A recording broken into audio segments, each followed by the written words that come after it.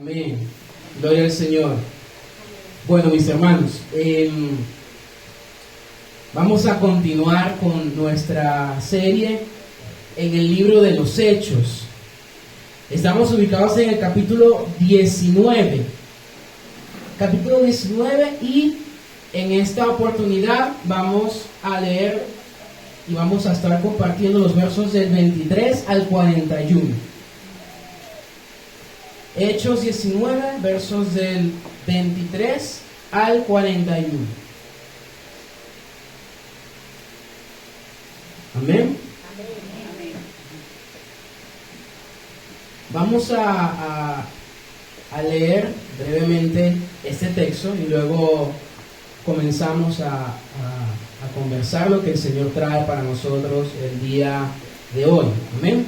Dice: hubo por aquel tiempo un disturbio no pequeño acerca del camino, porque un platero llamado Demetrio, que hacía de plata templecillos de Diana, daba no poca ganancia a los artífices, a los cuales, reunidos con los obreros del mismo oficio, dijo: varones, sabéis que de este oficio obtenemos nuestra riqueza, pero veis y oís que este Pablo, no solamente en Éfeso, sino en casi toda Asia, ha apartado a mucha gente con persuasión, diciendo que no son dioses los que se hacen con las manos. Y no solamente hay peligro de que nuestro negocio venga a desacreditarse, sino también que el templo de la gran diosa Diana sea estimado en nada, y comience a ser destruida la majestad de aquella a quien venera toda Asia y el mundo entero. Cuando oyeron estas cosas, se llenaron de ira y gritaron diciendo: grande es Diana de los Efesios. Y la ciudad se llenó de confusión, y a una se lanzaron al teatro, arrebatando a Gallo y a Aristarco, macedonios, compañeros de Pablo. Y queriendo salir al pueblo, los discípulos no le dejaron. Habla de Pablo. Y queriendo Pablo salir al pueblo, los discípulos no le dejaron. También algunas de las autoridades de Asia, que eran sus amigos, le enviaron recado, rogándole que no se presentase en el teatro. Unos pues gritaban una cosa y otros otra, porque la concurrencia estaba confusa, y los más no sabían por qué se habían reunido. Y sacaron de entre la multitud a Alejandro, empujándole los judíos. Entonces Alejandro, pedido silencio con la mano, quería hablar en su defensa ante el pueblo. Pero cuando le conocieron que era judío, todos a una voz gritaron casi por 2 horas: grande es Diana de los Efesios. Entonces el escribano, cuando había apaciguado a la multitud, dijo: varones efesios, ¿y quién es el hombre que no sabe que la ciudad de los Efesios es guardiana del templo de la gran diosa Diana y de la imagen venida de Júpiter? Puesto que esto no puede contradecirse, es necesario que os apaciguéis y que nada hagáis precipitadamente, porque habéis traído a estos hombres sin ser sacrílegos ni blasfemadores de vuestra diosa. Que si Demetrio y los artífices que están con él tienen pleito contra alguno, audiencias se conceden y procónsules hay. Acúsense los unos a los otros.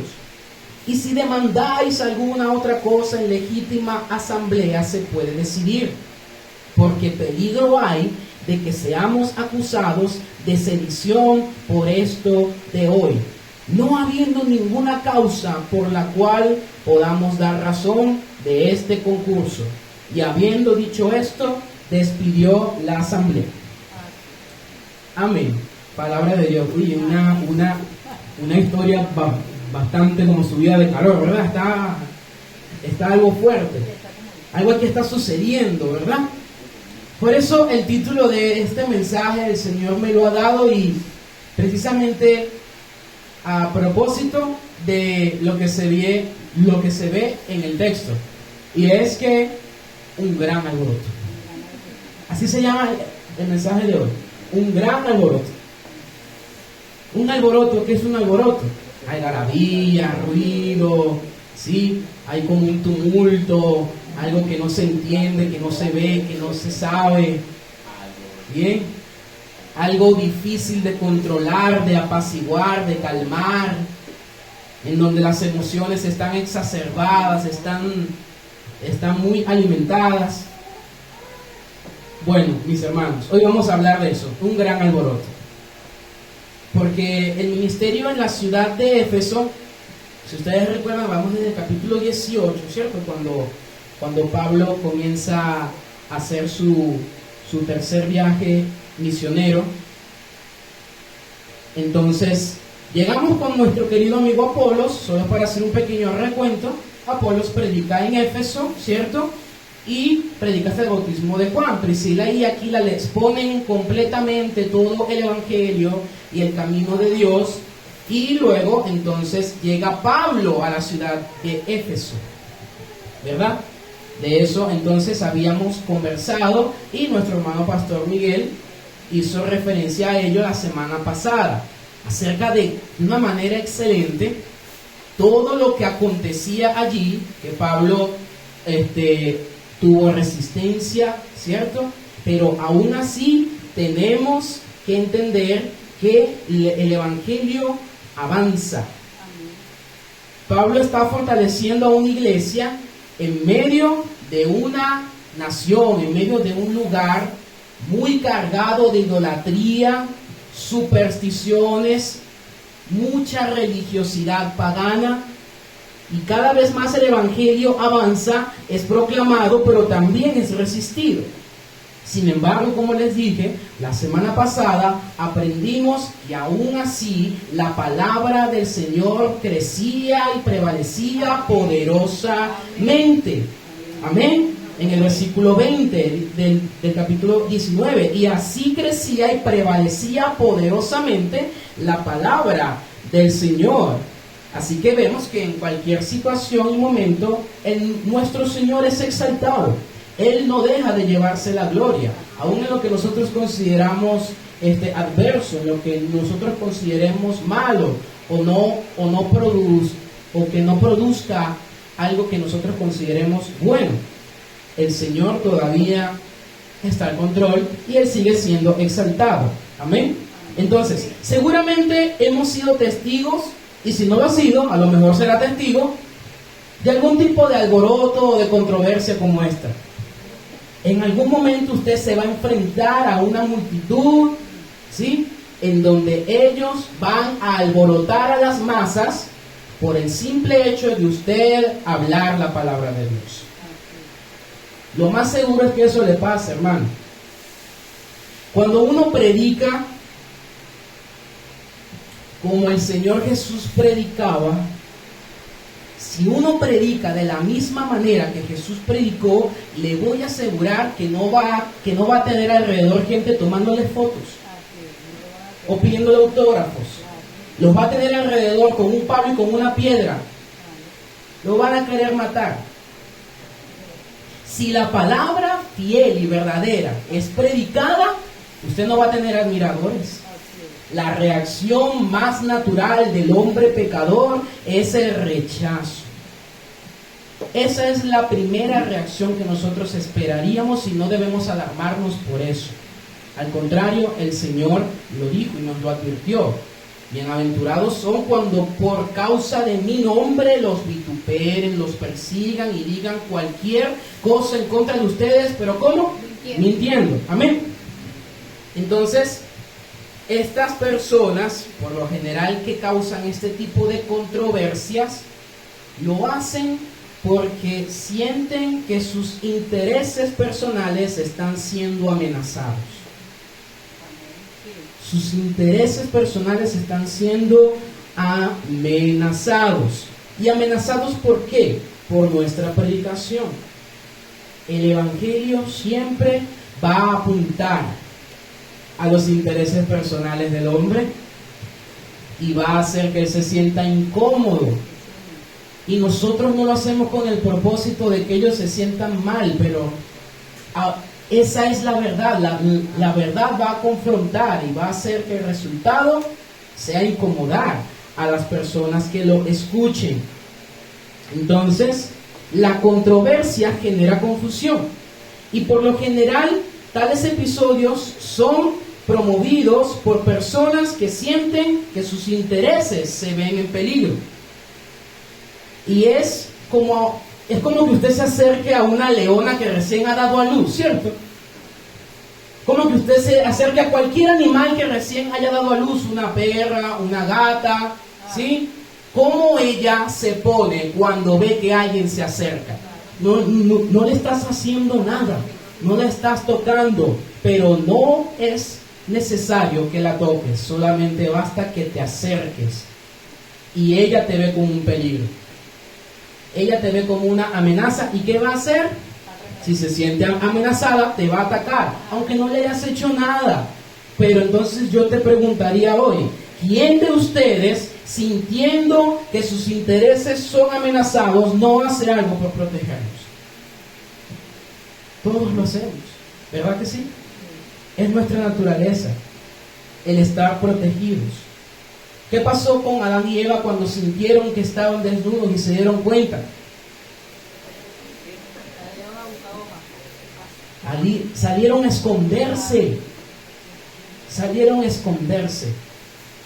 Porque sentían que iban a ser vulnerados, se sentían vulnerables, ¿verdad? Sentían vergüenza. Entonces, nosotros tenemos intereses personales, cosas por las cuales nosotros luchamos, cosas que protegemos, ideales que defendemos, ¿verdad que sí? Pero todo eso, díganme ustedes si no es verdad, se vio vulnerado cuando usted creyó en el Evangelio. Sus intereses personales, ¿ahora realmente son sus intereses personales? ¿No?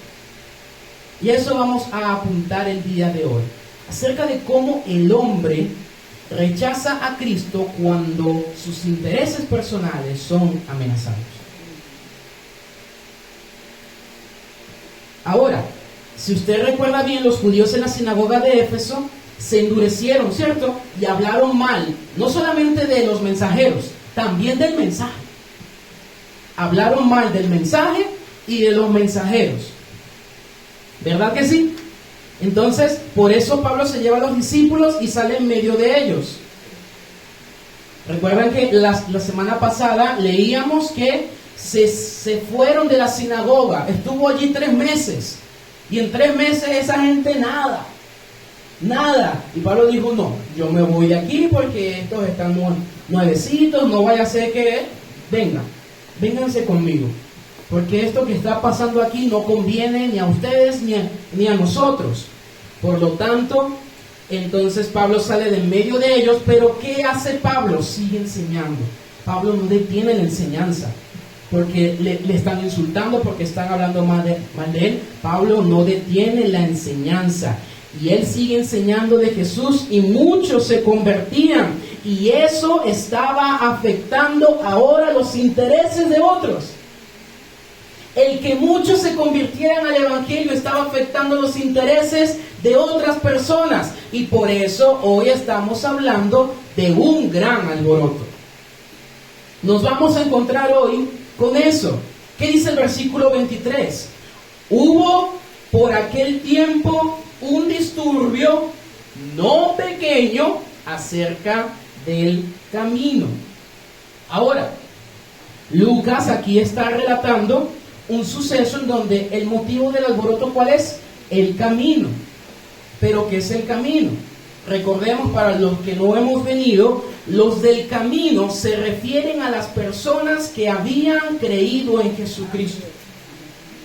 Usted y yo seríamos en este momento los del camino. Nos identificaron así. ¿Por qué? Porque cuando predicaban el Evangelio, predicaban a Jesús como Él habló de sí mismo. Juan 10 dice, yo soy la puerta. El que por mí entre será salvo. Juan 14:6 dice, yo soy el camino y la verdad y la vida, y nadie viene al Padre si no es por mí. Ellos estaban predicando al único y verdadero camino para llegar a Dios, para salvación, para redención, para vida eterna. Y por eso ellos eran identificados de esa manera debido al mensaje que predicaban. Debido al mensaje que predicaban. ¿Ven? Entonces, el alboroto, dice el texto, que no era pequeño. No dice que era muy grande, dice que no era pequeño.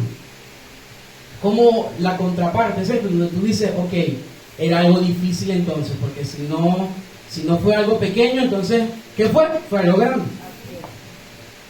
Por descarte, ¿verdad? Sencillo de comprender. Fue una situación difícil de controlar y de apaciguar. Y muchas situaciones nos encontramos también nosotros en las que son difíciles de controlar, de calmar, de apaciguar. Y si no se ha encontrado en una de esas, prepárese, en algún momento se va a encontrar. En algún momento se va a encontrar en alguna de esas situaciones. Bien, si seguimos adelante, tenemos que entender cuál es la causa del alboroto. Ya vimos el motivo, ¿cierto? El motivo era que los del camino estaban predicando y la gente se convertía. Pero ¿qué causó el alboroto en sí? ¿Qué lo causó? Bueno, aquí vamos a encontrarnos con un nuevo personaje, ¿sí? Que en este corto pasaje se hizo muy famoso en toda la ciudad. El versículo 24 dice: porque un platero llamado Demetrio, que hacía de plata templecillos de Diana, daba no poca ganancia a los artífices, a los cuales, reunidos con los obreros del mismo oficio, dijo: varones, sabéis que de este oficio obtenemos nuestra riqueza. Pero veis y oís que este Pablo, no solamente en Éfeso, sino en casi toda Asia, ha apartado a muchas gentes con persuasión, diciendo que no son dioses los que se hacen con las manos. Y no solamente hay peligro de que nuestro negocio venga a desacreditarse, sino también que el templo de la gran diosa Diana sea estimado en nada y comience a ser destruida la majestad de aquella a quien venera toda Asia y el mundo entero. ¡Wow! ¡Qué discurso! ¡Qué discurso!, ¿verdad? Un discurso popular para poner a la gente en contra de otra persona. Demetrio. ¿Quién era Demetrio? El mismo texto nos da características de quién era este hombre. Demetrio era un platero. ¿Qué era un platero? Alguien que hacía figuras con la plata, alguien que moldeaba la plata, alguien que trabajaba la plata, ¿cierto? Entonces, él labraba y hacía y fabricaba figuras alusivas a la diosa Diana. La diosa Diana, ya lo hemos visto anteriormente, era la deidad de la cual los efesios eran guardianes de un templo allí. También la conocían como la diosa Artemisa. Ahora, el templo de Diana era un gran templo pagano y a su alrededor estaba el centro comercial. Pero ¿sabe qué también había allí alrededor? Un centro de pecado, hermano. Un centro de pecado, de inmoralidad, de paganismo, de idolatría. Todo lo que allí sucedía era abominación delante de nuestro Dios. Aquel templo también, como dato curioso, era una de las 7 maravillas del mundo antiguo. Una de las 7 maravillas. Imagínense entonces lo grande, lo majestuoso, lo hermoso que se veía esa edificación para ser denominada una de las 7 maravillas. Entonces, Demetrio, dice el texto también, que al parecer él trabajaba con otras personas que producían las mismas figuras que él, pero aparentemente él era como el jefe del grupo, ¿cierto? ¿Y cuánta ganancia le daba el vender esas figuras? Ahí lo vuelve a decir: no poca. No poca. Quiere decir que le daba para vivir él de una manera muy cómoda, tranquila, sin preocupaciones, sin tristezas, sin deudas. Ellos vendían esas imágenes de plata ese negocio resultó de mucha ganancia para ellos. Percibían mucho dinero a costa de la religiosidad del pueblo. Aprovecharon eso para lucrarse ellos, ¿cierto? Es como que usted se vaya, por ejemplo, para Margarita. ¿Quién ha tenido la oportunidad de conocer Margarita o de ver cómo es Margarita? Bueno, usted sabe que en Margarita, ¿cuál es la Virgen que allá se adora? La Virgen del Valle. Y alrededor de la iglesia que vemos, ventas de figuritas y de todo lo que tiene que ver con esa imagen que la gente venera. Entonces, ¿qué pasa? A costa de ellos también se están beneficiando y se están lucrando. Demetrio estaba haciendo lo mismo. Demetrio hacía lo mismo. A lo mejor no era un fiel creyente de Diana, pero como la ciudad sí lo era, él dice, bueno, yo voy a hacer mis templecitos de Diana, voy a hacer mis figuritas y las voy a vender. ¿Y sabe por qué le daba tanta ganancia? Porque toda la región de Asia Menor adoraba a esa diosa. Una población grande, inmensa. Muchas personas visitaban Éfeso solamente para ir al templo de la diosa Diana. Ahora usted está entendiendo un poquito más. Estos están alborotándose. Ya veo por dónde va la cosa. Ya veo por dónde va la cosa. ¿Ven? Entonces, se pudo ver que la causa de esta protesta de los plateros, encabezada por Demetrio, era el temor de perder su sustento. Si usted se siente amenazado con la única entrada de dinero que usted tiene para sostener a su familia, ¿cómo usted actuaría? Yo no quiero justificar a Demetrio, pero quiero que usted se ponga aquí y entienda la situación que está pasando. ¿Bien? Y tampoco le voy a justificar a usted que haga un alboroto, porque entonces ¿sí? Porque su entrada de dinero se está viendo afectada. Al contrario, ¿ven? Entonces, nosotros podemos ver cómo ellos están creando un alboroto por esto. Ahora, ¿a qué está apelando Demetrio? Demetrio está apelando a la religiosidad del pueblo. Ellos saben que para ellos Diana es intocable. Demetrio sabe que para el pueblo Diana no se toca y es la que manda. Imagínense entonces Demetrio, siendo amenazado en su parte económica, aprovecha la debilidad del pueblo para que él pueda volver a respirar, ¿verdad? Entonces, por un momento, mírese en esta situación, iglesia. Le aseguro que una reacción natural de usted puede ser algo parecido. Naturalmente, en esta carne, en esta condición caída, una reacción natural a esta situación va a ser la de proteger y defender sus intereses. Y usted va a ver cómo lo hace. Y eso es lo que el mundo afuera hace. Defender sus intereses, proteger lo que a ellos le conviene. Y ese es el problema de nosotros. Todo ser humano es lo suficientemente egoísta para velar por lo que solamente a él le beneficia. No le va a importar lo que está a su alrededor, a quién está a su alrededor. Hay casos excepcionales. Dios tiene mucha gracia y misericordia y usa personas para velar por los intereses de otros, pero lo general es que el hombre vela por sus propios intereses. No nos importa lo de nuestro vecino, lo de nuestro amigo. Solamente quiero yo estar bien. Entonces, cuando el evangelio toca un área de la vida de ese hombre que él considera valiosa, de manera natural va a rechazarlo. Porque si el evangelio a ti te exige entregar algo que tú consideras valioso para ti, y vamos a ver ejemplos de eso, tú le vas a rechazar. Es natural en nosotros ponernos a la defensiva cuando nos sentimos amenazados y vulnerados, ¿cierto? Por lo tanto, entonces, también el mensaje de Pablo naturalmente llevaba a las personas a rendirse al único y verdadero Dios, y como resultado estas abandonaban tales prácticas.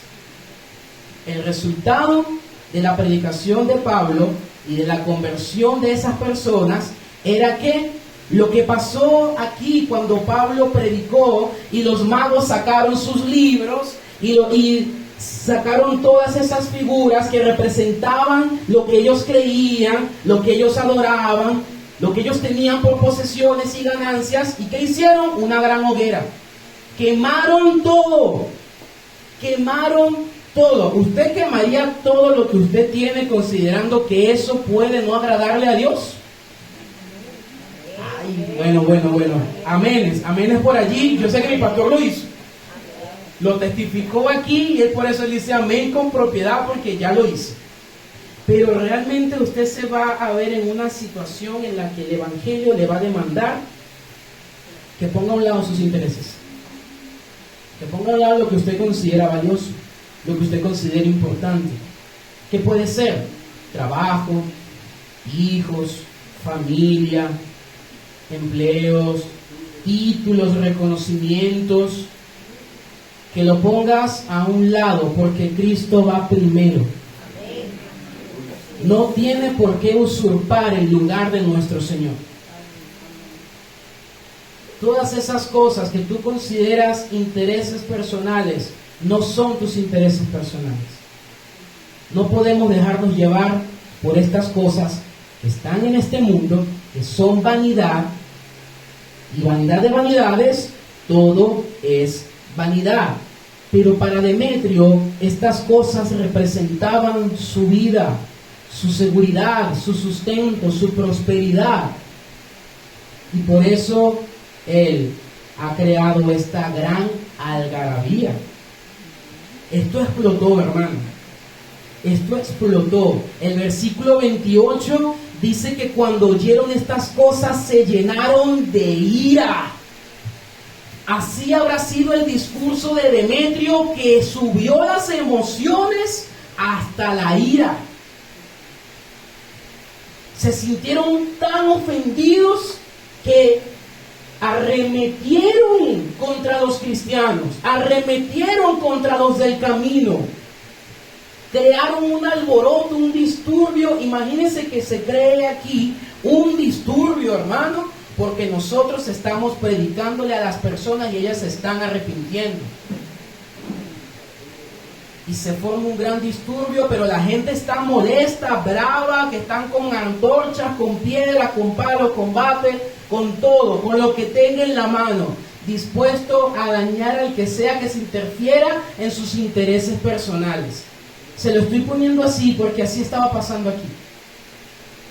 No simplemente estaban, no, Pablo es un pasado, no, hay que ver qué hacemos. No, estaban bravos, molestos. Usted ha estado molesto por algo que le cause realmente furor, rabia, algo que usted siente que le están tocando algo precioso en su vida. Y usted ha sentido esa ira, esa molestia. Ellos estaban arraigados a eso. Por aquí dice, todos los días pasa. Me quitaron la luz. Wow. Paz. Gracia y paz de nuestro Señor. Señor, descanso en ti. Tengo paciencia porque tú me la has dado, Señor. Hermano, uno se siente vulnerado cuando sus intereses, ¿sí?, están siendo amenazados. Y uno de esos ejemplos es eso, que vivimos todos los días ahora. Nos quitan la energía eléctrica. ¿Cómo reacciona usted ahora cada vez que quitan y cortan el servicio de electricidad? ¿Se molesta contra las personas o las bendice? ¿Actúa como los efesios? ¿Actúa como Demetrio? ¿O realmente usted actúa como un verdadero hijo de Dios? Esto es para que reflexionemos acerca de cómo nuestro corazón siempre se va a inclinar a defender lo que yo considero más importante. Él se va a inclinar siempre a defender sus intereses. Pero ahora usted tiene un Señor, ¿verdad? Y ese Señor tiene otros intereses. Y para allá vamos luego más adelante. ¿Sabe qué? los efesios tomaron muy en serio las amenazas y se llenaron de ira.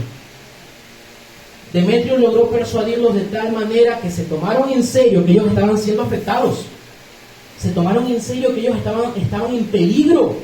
Nuestra ciudad está en peligro. Nuestra diosa está en peligro. El templo está en peligro. Estamos en peligro. Lo tomaron muy en serio. Se llenaron de ira. Y la ciudad se llenó de confusión, hermano. La ciudad estaba confundida. Dice el texto que la ciudad entró en confusión cuando comenzaron a salir y comenzaron a gritar. ¿Qué gritaban? Grande es Diana, diosa de los efesios. Grande es Diana de los efesios.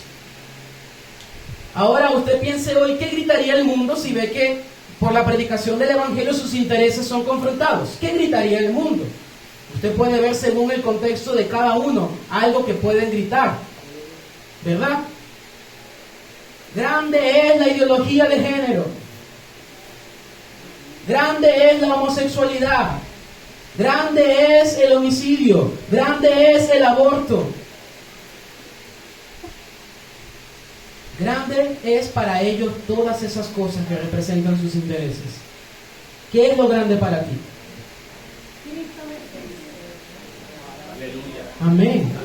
Gloria a nuestro Dios. Cristo es grande para nosotros. Es lo grande. No es ni Diana, no es Artemisa, no es Mahoma, no es Babalao, no es nada de lo que este mundo pinta. No es el dinero, no es la familia, no es los hijos, no es mi trabajo, no son mis títulos. Nada en este mundo es grande comparado a Cristo. Nada. Nada en este mundo es grande comparado a Cristo.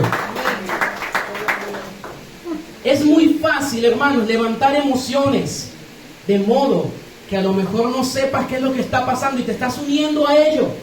Te estás uniendo a un movimiento que no sabes qué es lo que está tramando. Crees que es inofensivo, crees que no va a haber nada, ningún peligro. Pero cuando tú te enfrentas a la verdadera realidad, te das cuenta que lo que van a hacer es daño a las personas. La ciudad estaba tan confundida que había muchas personas allí que ni siquiera sabían lo que estaba pasando y aún estaban en el alboroto. ¡Sí, grande es Diana! ¡Grande es Diana! ¿Por qué estamos diciendo que Diana es Diana? ¿Algo así? No saben qué es lo que estaba pasando. Estaban viendo que todos allí estaban gritando, estaban aclamando a Diana, estaban diciendo, estaban molestos, fúricos, con antorchas, con bromas. ¡Grande, grande! Ajá, y cuéntame, ¿qué estamos haciendo aquí? No sé, yo me vine porque los vi a ellos allí. Algo debe estar pasando. Es como cuando usted ve una cola a lo lejos y por allá, bueno, cuando las colas antes, de antes usted se veía, uy, ¿qué están vendiendo por allá? ¿Qué están vendiendo aquí, amigo? No sé, yo me metí. Usted le pregunta adelante, ¿qué están vendiendo aquí? No sé, yo me metí a ver qué. Y así hasta que, bueno, por allá, ¿qué está adelante? No, aquí están vendiendo pollo. Ah, ok. Algo así pasaba. Y algo así pasó aquí en esta ciudad. Y según el texto, mi hermano, hay por lo menos tres cosas. Estas tres cosas. Vamos a reflexionar un poquito hoy en estas tres cosas. Están en los versículos del 24, 25, aproximadamente hasta el 29, 30. ¿Sí? Estas tres cosas que el ser humano considera importante en su vida y no quiere que sea objeto de amenaza. Usted a lo mejor va a ser capaz de entregar otra cosa, pero ¿qué es eso que va a entregar? Lo que para usted no represente valor. Para nosotros lo que no representa valor es fácil de entregar, es fácil de ceder, es fácil de dar. Así que la primera cosa que según el texto vemos que el ser humano considera importante es su sustento financiero. El verso 25 dice: a los cuales, reunidos con los obreros del mismo oficio, habla de Demetrio, dijo: varones, saben que de este oficio obtenemos nuestras riquezas. De allí obtenían sus riquezas, dice el texto. Ese era su trabajo. Esa era su manera de vivir. Estas cosas naturalmente preocupan a todos. ¿Por qué? Porque diariamente luchamos y sudamos esta frente para conseguirlas. ¿Es o no es? Sudamos esta frente para conseguir las cosas que necesitamos para nuestro sustento. Y nos afanamos y nos preocupamos y dejamos de dormir y dejamos de comer y dejamos de hacer esto y dejamos de congregarnos, dejamos de orar, dejamos de leer la palabra. Todo porque mis intereses financieros se están viendo amenazados. Amén. Pero esa era la realidad aquí con Demetrio y con los que hacían estas figuras, estas imágenes.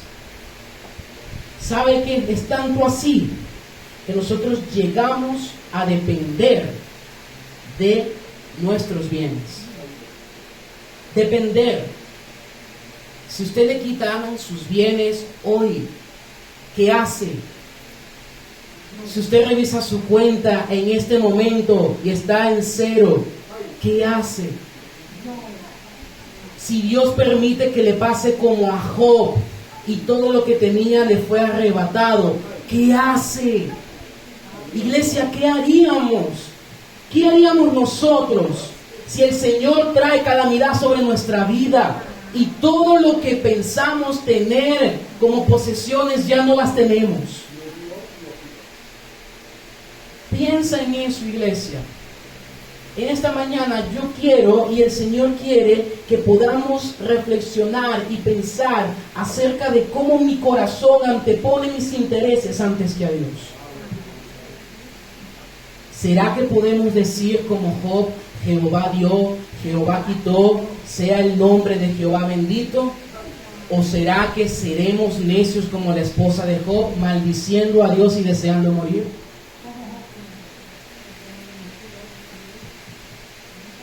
Si por alguna razón entonces estos bienes nos son arrebatados, muchos se derrumbarían y se deprimirían.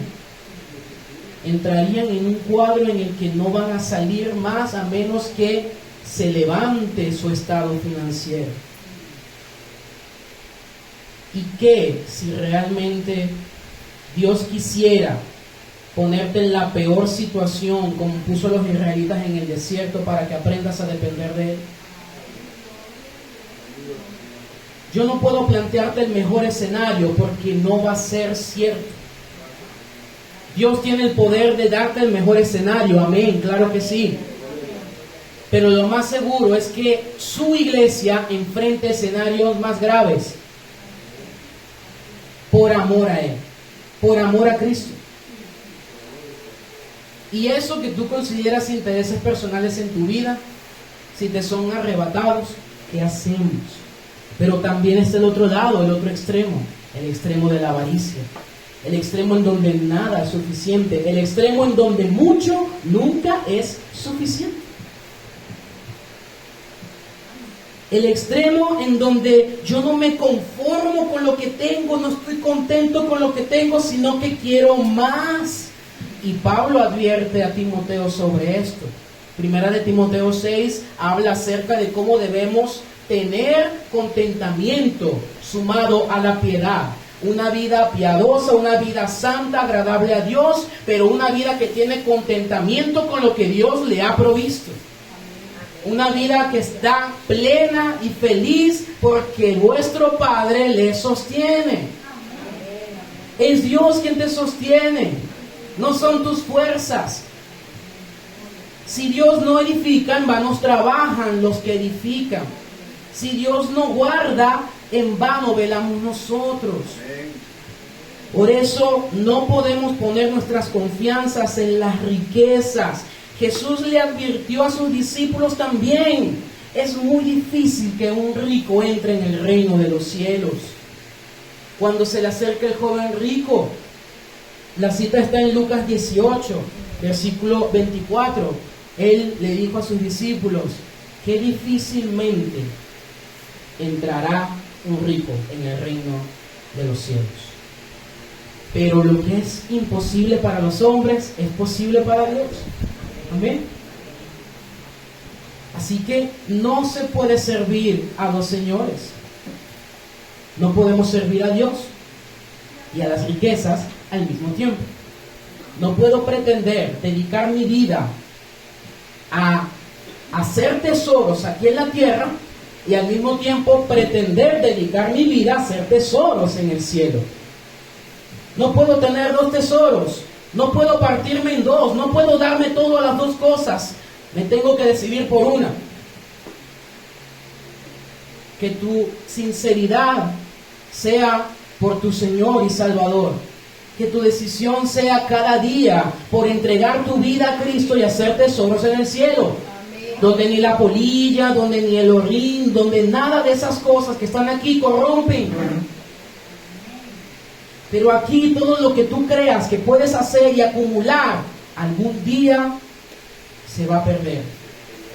No te lo vas a llevar a la tumba. No vas a hacer nada con eso si estás muerto. Así que nosotros, hermanos, no podemos afanarnos por estas cosas. Esto te puede cegar a tal punto de que puedes llegar a rechazar a Jesús. Porque si tu mirada está puesta en este mundo, si te pones en amistad con este mundo, la palabra dice que te constituyes enemigo de Dios. Rechazas a Dios por este mundo. Rechazas a Cristo por las riquezas de este mundo. Rechazas a Cristo por lo que pudieras ganar y obtener de manera personal y lo consideras como un beneficio. No se afanen por nada. Los gentiles buscan estas cosas. Para la muestra están los efesios. Ellos buscaban esas cosas. Pero ni tú ni yo buscamos eso. Nosotros no nos afanamos por lo que podemos obtener en esta tierra, porque Dios ha prometido darnos todo lo que necesitamos y aún sobreabundarnos más para bendecir a otras personas.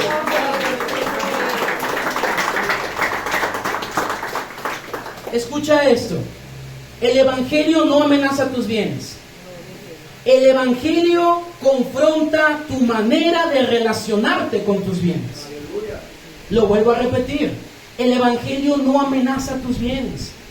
Él amenaza y confronta cómo te relacionas con tus bienes. Ese es el primer aspecto del cual los hombres llegan a ser celosos y a proteger sus intereses, su sustento financiero. El segundo aspecto es el celo religioso. ¿Y por qué el celo religioso? El versículo 26 dice: pero veis y oís que este Pablo, no solamente en Éfeso, sino en casi toda Asia, ha apartado a muchas gentes con persuasión, diciendo que no son dioses los que hacemos con las manos. Toda persona, iglesia, cree en algo. Todos creen en algo. Aún los ateos que dicen que no creen en nada, tienen un sistema de creencias. Tienen alguna cosmovisión por la cual rigen sus vidas. Es imposible no creer en nada. Somos seres que buscamos respuestas a nuestra vida, existencia. Buscamos nuestro propósito. Es nuestra naturaleza entender qué hacemos aquí. Y tu cosmovisión está determinada por lo que consideras fundamental en tu vida. Por aquellas cosas que te hacen ser como eres, pensar como eres, hablar como hablas, caminar como caminas, actuar como actúas. Y los efesios se sentían atacados por su religión y devoción a Diana. Ahora, cuando tú escuchaste el Evangelio, ¿algún área en tu vida personal fue atacada en cuanto a tus convicciones? En cuanto a tus creencias. ¿Te sentiste vulnerado? ¿Te sentiste confrontado cuando te dijeron que solamente hay un camino? Que no es verdad que todos los caminos llevan a Roma. Que no es verdad que cualquier cosa puede ayudarnos a ser buenos y a llegar a Dios. ¿Cómo te sentiste? Imagínate cómo ellos se sintieron también cuando lo que ellos consideraban la verdad fue atacada. Así que naturalmente eso provocaba que las personas se volvieran de esos falsos dioses al Dios verdadero. Sin embargo, el corazón del hombre siempre se inclina a adorar algo de lo que él va a tener el control. Por eso creamos ídolos. El ídolo en nosotros no es más que una imagen y semejanza de mis deseos, de lo que yo considero correcto, de lo que yo considero bueno.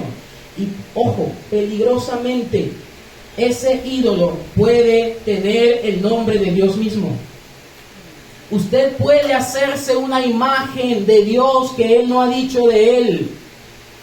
Varias veces lo hemos enseñado aquí, pero hay que recordarlo. Iglesia, cuidado con hacerte de Dios una imagen que Él no ha dicho en su palabra. Irte todo para un lado, el amor, la bondad y la misericordia, pero olvidar la santidad, la justicia y la ira que Dios tiene contra el pecado. O también quedarte por este lado, que Dios siempre está dispuesto a castigar, pero que no es un ser que está dispuesto también a perdonar, a amar y a reconciliar. No te hagas una imagen de Dios a tu imagen y semejanza. Eso es idolatría. Estás poniendo algo que no es Dios en el lugar de Dios. Estás adorando algo que no es Dios en el lugar de Dios. ¿Recuerdas el becerro de oro? ¿Qué dijeron los israelitas cuando Aarón les fundió el becerro? Hagamos fiesta, ¿para quién? Para Jehová. Hagamos fiesta para Jehová. Increíblemente ellos creían que lo que estaban haciendo iba a agradar a Dios. Y no. La idolatría siempre ha permeado el corazón del hombre. Vamos a buscar lo que dice Romanos 1 del 21 al 23. Vamos a leerlo.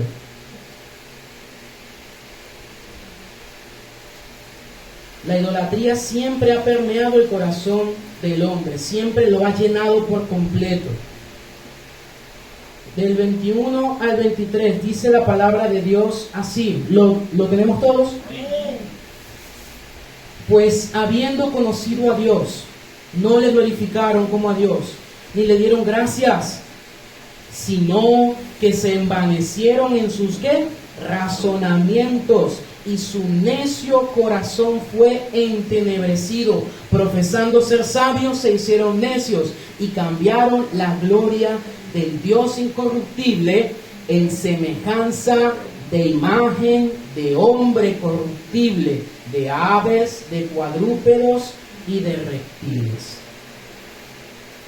Esto engaña de tal modo que hace que el hombre vea las demandas del Evangelio como algo que puede vulnerar su vida y puede dañar sus intereses personales,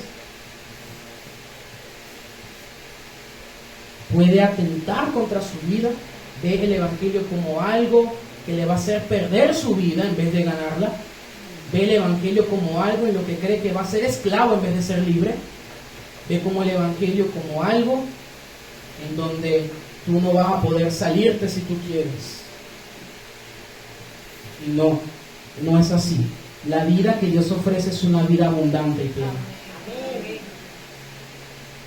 Jesús dijo: yo les doy vida y vida en abundancia. Vida y vida en abundancia. Y así como ellos tenían un celo religioso por su diosa, del mismo modo, iglesia, Dios es Dios celoso y con la adoración de Dios no se juega. La adoración sola es de Dios, pertenece a Dios, va a Dios. No va a otra cosa, a otro objeto, a otra persona. Porque está siendo como estas personas que se envanecieron en sus razonamientos y cambiaron la gloria del Dios incorruptible por una semejanza de hombre corruptible. De algo que siempre es y fue y ha sido y será, por algo que solamente durará un poco de tiempo. Así que estemos atentos y revisa si en tu vida hay algún ídolo al que religiosamente estás rindiendo tu vida y no le estás rindiendo al Dios verdadero. Ese ídolo también tú le puedes llamar Dios, mi Señor y mi Salvador. y no te estás dando cuenta. Ese es el segundo punto, el celo religioso. ¿Cuál es el primero? El sustento financiero. El segundo, el celo religioso. Y el tercer punto es el prestigio personal. ¿Recuerdan la obra de Esa es mi forma de ser? Soy superior a todos. Tengo mucha personalidad. ¿Sí? Influyo en la gente. Nadie puede contra mí. ¡Wow! Siempre nos sentimos orgullosos de cada cosa que nos hace únicos, ¿verdad? ¿Te has sentido alguna vez orgulloso por algo o por alguien? Todos hemos sentido orgullo, algo que me infla, algo que me hace sentirme valioso y lo más grande de este mundo. ¿Cómo salí en el liceo? Puro 20 y me inflo, ¡wow! Tengo el negocio más próspero en mi comunidad, me inflo, ¡wow! Tengo la iglesia más grande en la ciudad, ¡wow! Me inflo. Nadie me llega a los talones. ¿Y sabe qué pasaba con los efesios? Ellos tenían orgullo. Ellos se sentían prestigiosos. ¿Por qué? Porque su ciudad era nada más y nada menos que la guardiana de la séptima maravilla del mundo. Imagínate. ¿Cómo decir que hoy nosotros nos empavonemos y nos enorgullezcamos porque nuestro país es el país más rico en minerales y tenemos el Salto Ángel? ¿Verdad que sí? La diferencia está en que esta ciudad era guardiana de un templo pagano. Defendía y guardaba un templo a una diosa pagana, a un ídolo. Ahora, el orgullo, hermanos, es un pecado muy peligroso. Y hemos visto anteriormente, el orgullo convirtió ángeles en demonios.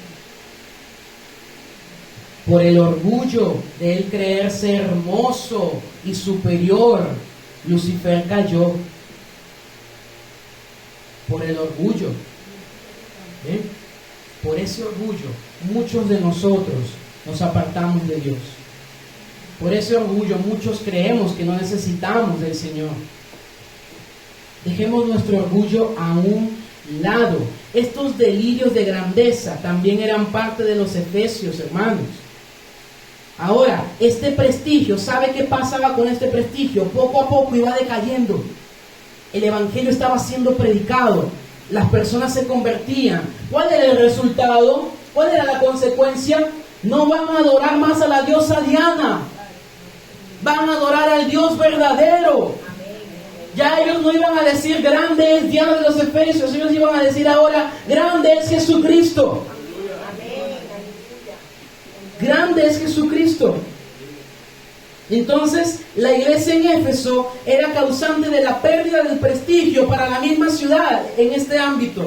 El mismo evangelio, iglesia, demanda que nos despojemos de todas estas cosas que consideramos importantes para nosotros.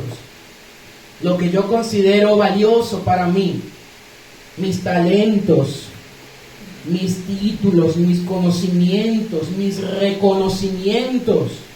Cómo la gente me percibe, cómo la gente me conoce, cómo la gente me ve. Todos tenemos una reputación, ¿cierto? Pero que esa reputación de cómo la gente te ve no te aleje de Cristo,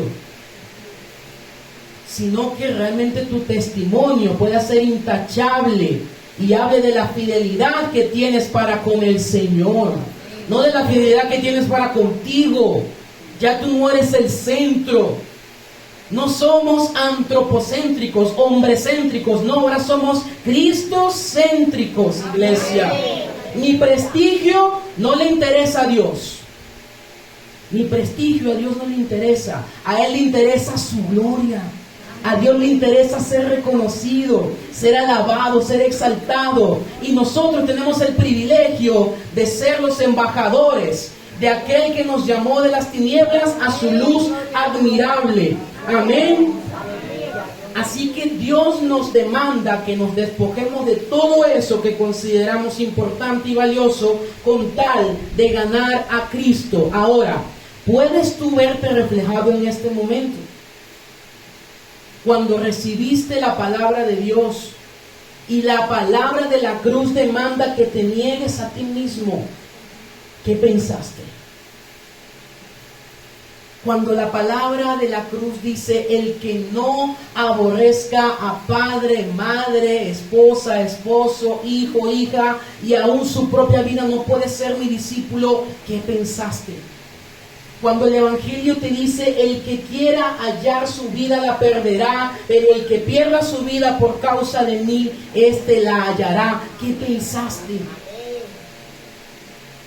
¿Cómo te sentiste? ¿Te sentiste mal? ¿Te sentiste confrontado? ¿Te sentiste triste como el rico? ¿Te sentiste enojado como Lucifer? ¿Cómo te sentiste?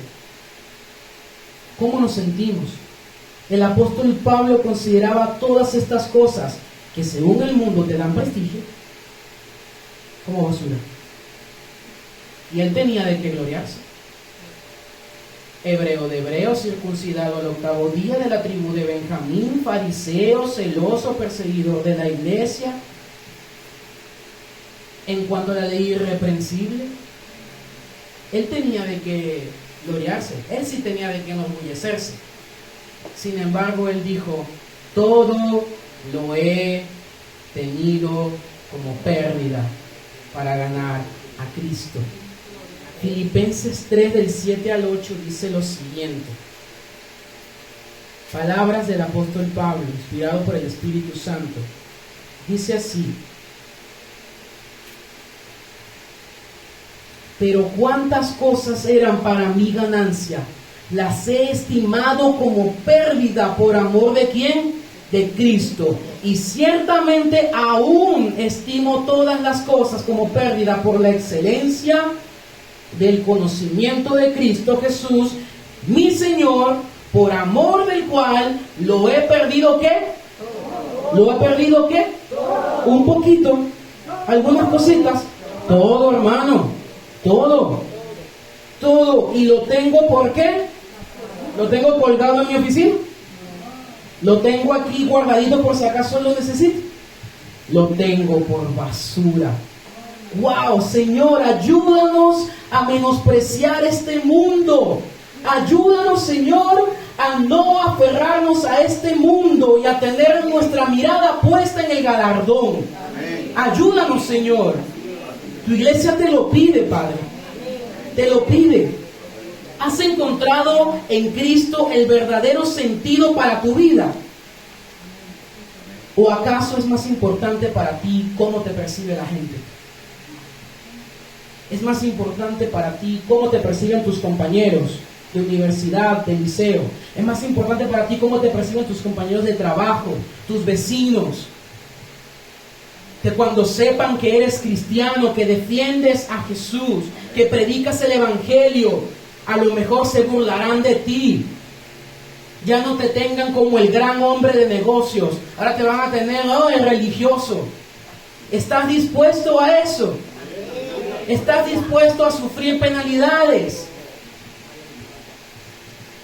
Prefiere a Cristo antes que estas cosas banales y terrenales. Prefiere a Cristo, porque esto va a pasar. Cristo es eterno, Cristo es para siempre. Cristo es para siempre. Mientras los efesios gritan: grande es Diana de los Efesios, ¿qué gritamos nosotros? Grande es Jesucristo. Y que lo sepa todo este sector. Mientras ellos gritan: grande es lo que ellos quieran, nosotros gritamos: grande es Jesucristo. Por lo tanto, cada vez que esta verdad sea afirmada, iglesia, alguien va a gritar del otro lado. Tienes que esperar el alboroto, no porque tú lo provoques, sino porque ellos se sienten incómodos y ellos van a gritar, se van a alborotar cuando tú grites: Jesucristo es el Señor.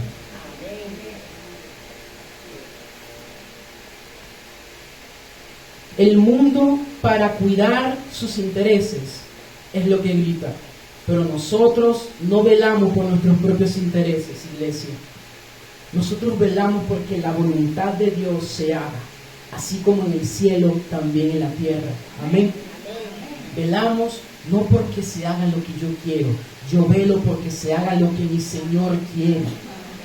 El siervo no se preocupa por sus necesidades. ¿Por qué? Porque él tiene que ocuparse de las necesidades de su amo. Pero en retribución el amo se ocupa de las necesidades de él. ¿O es que acaso en una casa en donde hay un siervo algo le falta a ese siervo?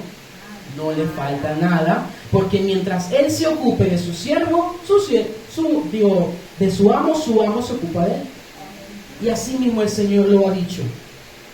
No se afanen por qué van a comer, por qué van a beber, por qué van a vestir.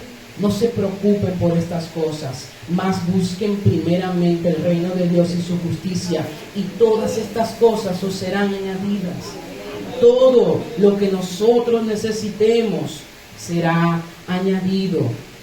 Mis hermanos, nosotros, sí, con nuestro mensaje, la gente se alborota.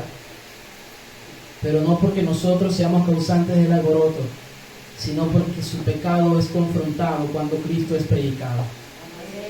Y tenemos que entender que Cristo es más valioso, Cristo es más hermoso, Cristo es más grande, Cristo es suficiente, Cristo es todo lo que tenemos, ni siquiera es todo lo que necesito, Cristo es todo lo que tengo. Iglesia, Cristo es todo lo que tú tienes. A ti te quitan todo en esta vida y tienes a Cristo.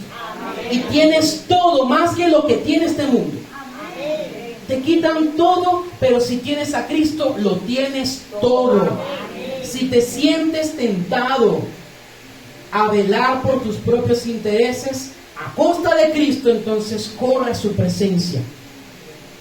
Reconoce que dependes de Él.